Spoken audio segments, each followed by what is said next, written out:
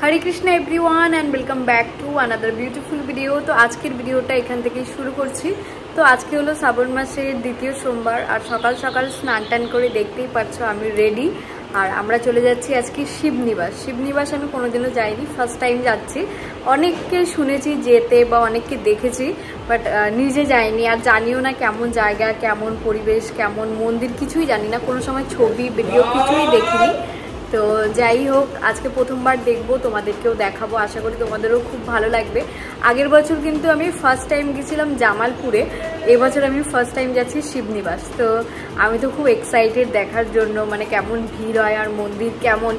আর এটা সেকেন্ড সোমবার, আগের বছরও বোধহয় আমি সেকেন্ড সোমবারেই গেছিলাম জামালপুর।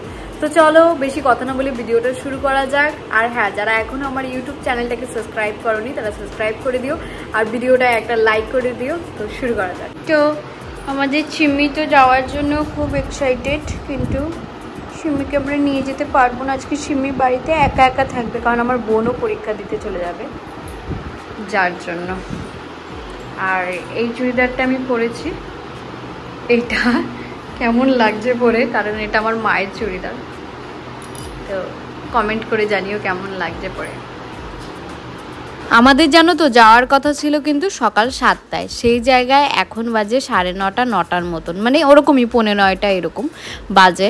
আর এখানে এসে দেখছি এ বেরিয়েছে তো ও বেরোয়নি, এরকম মানে সব ডাকাডাকি করছে।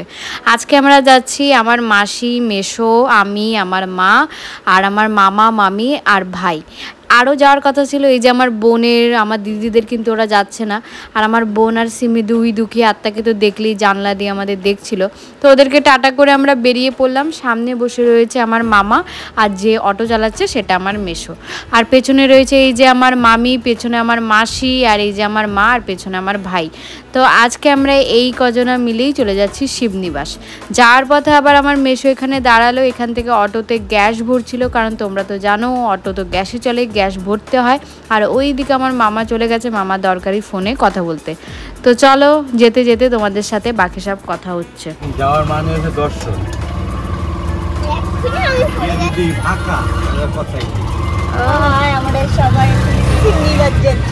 শিবনিবাস না শিবনিবাস।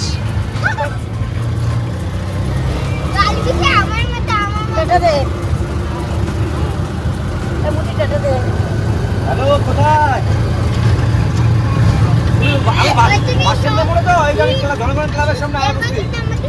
এখানে তোমরা দেখতেই পাচ্ছ অনেকে হেঁটে হেঁটে যাচ্ছে। আমি শুধু ভাবছিলাম ওরা আজকে হাঁটা শুরু করেছে আর আজকে সোমবার, ওরা কখন পৌঁছাবে, কখন জল ঢালবে।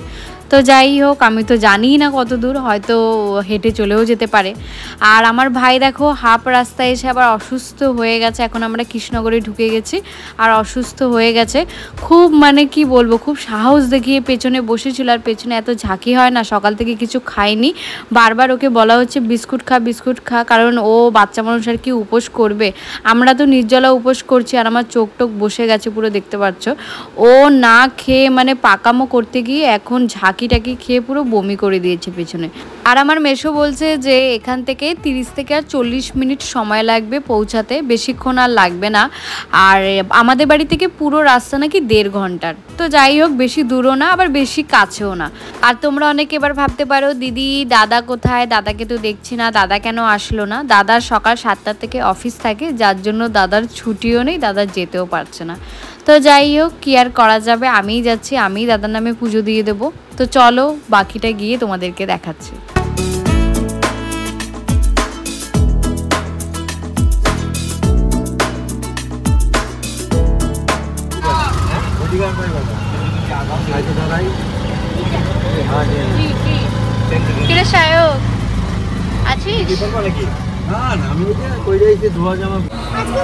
এখন আমরা চলে এসেছি সায়ক হাফ রাস্তা, ঠিক আছে? আর 20 মিনিট বাকি, আর 20 মিনিট তুই জানিস, আর কিছুক্ষণ বাকি, তারপরে আমরা চলে যাব কোথায়। কোথায় যাচ্ছি আমরা? শিবনিবাস। শিবনিবাস বলো, বোম বলে, হ্যাঁ বল, বল বোম বলে, বল বোম বলে। এটা কিন্তু আমরা এই নদীটা, নদী রানাঘাটের নদী, এটা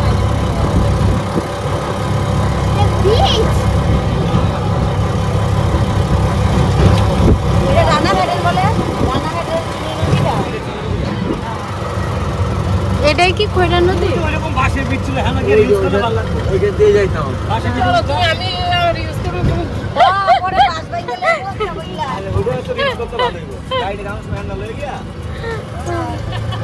মামে ধাক্কা মারা হালা দিয়া যাইবো গা পরে সুবতরে ধরে রাখবো যে পিস বানাই দিয়ে পরে বাইতে যাই। তো এখন নাকি আমরা মোটামুটি একদম কাছাকাছি চলে এসেছি মন্দিরের। আর একটা জিনিস দেখলাম, এখানে কিন্তু অনেকে অনেক দূর দূর থেকে আসে। এই যে দেখো বাস নিয়ে এসছে, আর বাস নিয়ে এসছে মানে অনেক দূর থেকেই এসছে। আর সবাই কিন্তু দেখো এখানে কি সুন্দর মাঠের মধ্যে পিকনিকের মতন রান্না বান্না করে খাচ্ছে। আর এইগুলো দেখে আমরাও ভাবছিলাম কাশ আমরাও এরকম ছোট এরকম উনুন টুনুন সব নিয়ে আসতাম, এখানে নিরামিষ সব রান্না বান্না করে খেতাম, তো কি ভালো হতো। যদি নেক্সট বার কখনো আসি তাহলে অনেকে মিলে আসবো, এরকম পিকনিক করবো এখানে। তো আমার মামির তো ভীষণ মানে ইচ্ছে ছিল, বলছে কি চলো চলো আমরা ওদের সাথে গিয়ে বলি আমরা পিকনিক করবো। আমি বলছি কি সেই লোক আমাদের দৌড়ানি দেবে। তো যাই হোক মন্দিরের কাছাকাছি চলেই এসছি, এখন আমরা অটো থেকে নেমে যাব। তো চলো মন্দিরের সামনে গিয়ে তোমাদেরকে দেখাই কেমন মন্দির, কি পরিবেশ কেমন, মানে সবটাই তোমাদেরকে দেখাই। চলো মামি। তো বন্ধুগণ এই হলো সেই মন্দির শিবনিবাস। আর অনেক নাম শুনেছি, বাট এখন আমার ভাগ্য হলো এই মন্দিরটা দেখার। আর তোমরা কারা কারা এখান থেকে আমার ভিডিও দেখছো বা দেখো সব সময় অবশ্যই আমাকে কমেন্ট করে জানিও। তো মন্দিরের ভেতরে ঢুকেই কিন্তু দেখতে পাচ্ছি একটা লাইন, আর এই লাইনটার মধ্যে যত তাড়াতাড়ি দাঁড়াবো তত তাড়াতাড়ি বাবা ভোলানাথের মাথায় জল ঢালতে পারবো।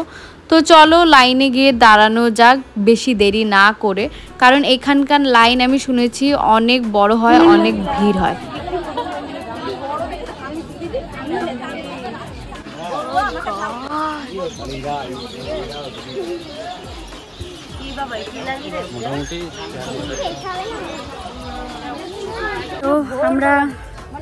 তো আমরা এখান থেকে বেরিয়ে যাচ্ছি, কারণ মিনিমাম 1500 থেকে 2000 জনের লাইন। যেই লাইন বোধহয় আমি জানি না রাত্রি 10টা বাজবে বোধহয় জল ঢালতে ঢালতে এমন অবস্থা। তো আমরা এখন দেখি যদি মন্দিরের সামনে কোনো রকম ঢুকতে পারি, জল ঢালতে পারি তো জল ঢালবো, আর নয়তো দর্শন করে সামনে আরো শিব মন্দির আছে ওখানে জল ঢেলে কি করি কি অবস্থা। আর এদের ক্ষমতা নেই, এরা এতক্ষণ দাঁড়িয়ে থাকতে পারবে। আমার অসুবিধা নেই, ওদের কোনো এনে কলা দেখ।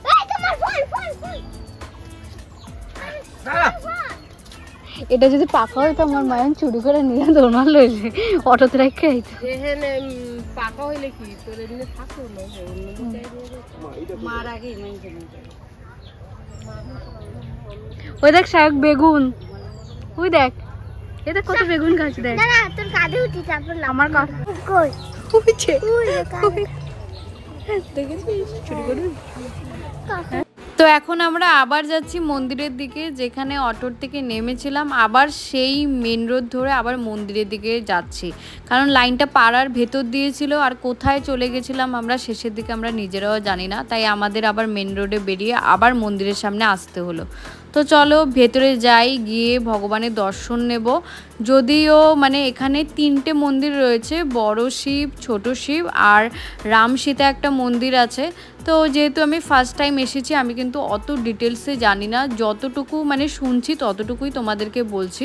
আর এই যে সামনে তোমরা মন্দিরটা দেখতে পাচ্ছ, এই মন্দিরটা কিন্তু বড় শিব মন্দির। এখানেই বেসিক্যালি সবাই লাইন দিয়ে দাঁড়িয়ে রয়েছে জল ঢালার জন্য। তো আমি তো ভালো দেখতে পাচ্ছিলাম, বাট ক্যামেরায় না আসছিল না, পুরো অন্ধকার আসছিল। তো বাইরে থেকে দাঁড়িয়ে আমরা দর্শন করে নিলাম। এখন আমরা চলে এসেছি ছোট শিব মন্দিরের সামনে, এখানে নাকি লাইন কম আছে, তো এখানেই আমরা জলটা ঢালবো।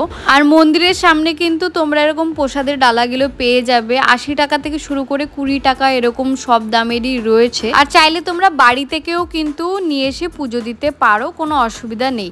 তো আমরা বাড়ি থেকে ধূপ, গঙ্গার জল, দুধ সব নিয়ে এসেছিলাম, শুধু এখান থেকে ডালাটা নিয়ে নিলাম। তারপরে চলে আসলাম লাইনে দাঁড়াতে, কারণ লাইনে না দাঁড়ালে ভোলেনাথের কাছে কি করে যাব। আর এখানেও আমরা পড়ে গেছি 500 জনের পেছনে। তো এখন বাজে মিনিমাম 11:30টার মতন, আই থিঙ্ক 1:30-2টোর মধ্যে আমাদের জল ঢালা হয়ে যাবে। আর এখানে কিন্তু অনেক দূর দূর থেকে লোক এসছে, যেরকম আমরা নবদ্বীপ মায়াপুর থেকে গেছি সেরকম বিভিন্ন জায়গা থেকে দেখলাম লোক এসছে কিন্তু ভোলানাথের মাথায় জল ঢালতে। তো বন্ধুগণ অনেকক্ষণ কিন্তু দাঁড়িয়ে থাকার পর অবশেষে 1:30 বাজে আমরা একটু মন্দিরের সামনে চলে এসেছি। আর আমি একটু লাইন থেকে বেরিয়ে এসে আবার চলে আসলাম মন্দিরের পাশে এই কাকিমার থেকে কিছু গ্রিন চুড়ি কিনতে। শ্রাবণ মাসে নাকি সবাই গ্রিন চুড়ি পরে, এটা নাকি অনেক শুভ। তো আমি একটা স্টোরি জানি, তোমরা কে কি জানো আর কেন পরে অবশ্যই কমেন্ট করে জানিও। তো বন্ধুগণ আমরা কিন্তু মোটামুটি মন্দিরের সামনে চলে এসেছি, আর কয়েকজনের পেছনেই আমরা রয়েছি। তো আমার মামি সবার মুখে থেকে শুনি ওদের কেমন লাগছে, মানে আর একটু বাকি। কেমন লাগছে মামি? কেমন লাগছে? কেমন লাগছে? ভালো লাগে। কেমন লাগে তোমার? তোমার কেমন লাগে? দক্ষিণে আছে, আগে বার করে রাখ। দক্ষিণে দাঁড়া।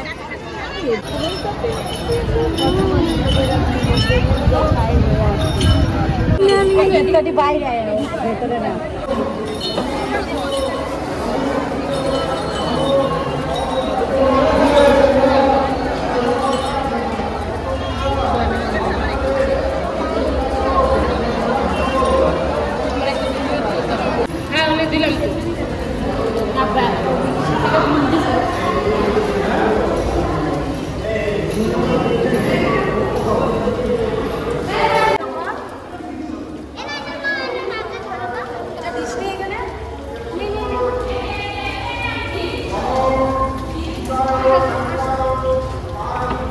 তো বন্ধুগণ তোমরা দেখতেই পারলে আমাদের জল ঢালা কমপ্লিট। তো এখন ফাইনালি বাবা ভোলেনাথের আরেকবার দর্শন করে একটু প্রণাম করে এখন আমরা মন্দির থেকে বেরিয়ে যাব।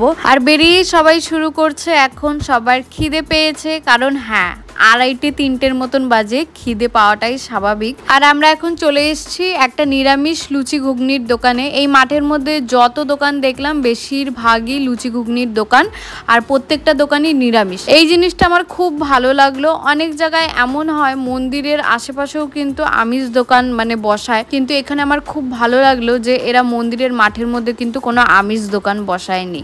আর এটাই হওয়া অ্যাকচুয়ালি উচিত, মানে ভগবানের আশেপাশে আমিষ দোকান আমিষ খাবার বিক্রি করাটা উচিত নয়। তো এখন সবাই খাওয়া দাওয়া করবে। আমি তো মানে কি বলবো, না খেয়ে থাকার পর এই লুচি ঘুগনি তো খাবো না, আমি আইসক্রিম আখের জুস এইসব কিছু খেয়ে নেব, তারপরে বাড়িতে গিয়ে ভাত খাবো। বেশিক্ষণ তো লাগবে না, 1.5 ঘন্টা লাগবে আর যেতে। তো এখানে সবাই খাওয়া দাওয়া করুক, বেরিয়ে কথা হচ্ছে। ও মা ওটো, তোমরা ওটো, মামি কি খাইয়া কি হাঁপাই গেল নাকি? ওটো হ্যাঁ। আমাদের পুজো দেওয়া খাওয়া দাওয়া সব কিছু এখানে কমপ্লিট। আর আজকের ব্লগটা তাহলে এখানেই শেষ করছি। সবাই ভালো থেকো, সুস্থ থেকো, সবাইকে টাটা অ্যান্ড হরে কৃষ্ণ।